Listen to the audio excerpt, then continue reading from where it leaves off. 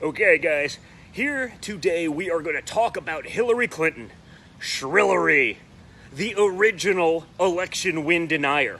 What we're going to talk about is we heard that Hillary Clinton has a new book that she's going to be working on. It's going to be her first book of fiction about the life of a Secretary of State. I'm sure she won't be involved because if she is, that's one way to ensure a loser, because I'd say that there's no one with less charisma or personality in America than Hillary Clinton. But the other thing I want to point out is, where are the lack of fact checks?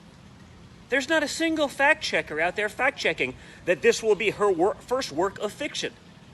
Because we all know her first work of fiction was the Steele dossier, right? The one paid for by her campaign and the Democrat Party, pushed by corrupt brokers in the FBI and the CIA as though it was the gospel, where people lied on FISA warrants to be able to make it seem like it was real when they all knew it was total garbage. You know, the infamous P dossier.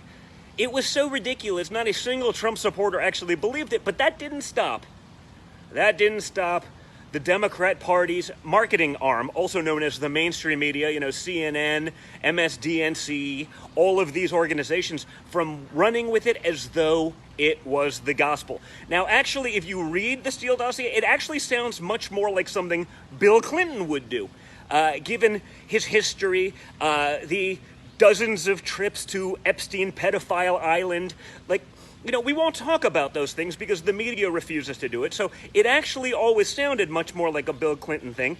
But maybe she's projecting. Maybe she's just had something to work with that was able to help craft the fake Steele dossier. But I'm upset that there are no fact checkers out there fact checking the fact that this book that's supposed to come out from Hillary Clinton, we all know it's going to be a whopper, was in fact not her first work of fiction. Her first work of fiction was the Steele dossier P-tape. It was a lie perpetrated on the American people to pull the wool over their eyes, to be able to affect the duly elected president of the United States, which she also never acknowledged. Let's not forget all the outrage that we've seen over the last few months. People sort of forget the 4 years of outrage that happened before that. Again, because outrage only flows one way. It only flows towards Republicans and away from Democrats. We see that with Andrew Cuomo now in New York, right?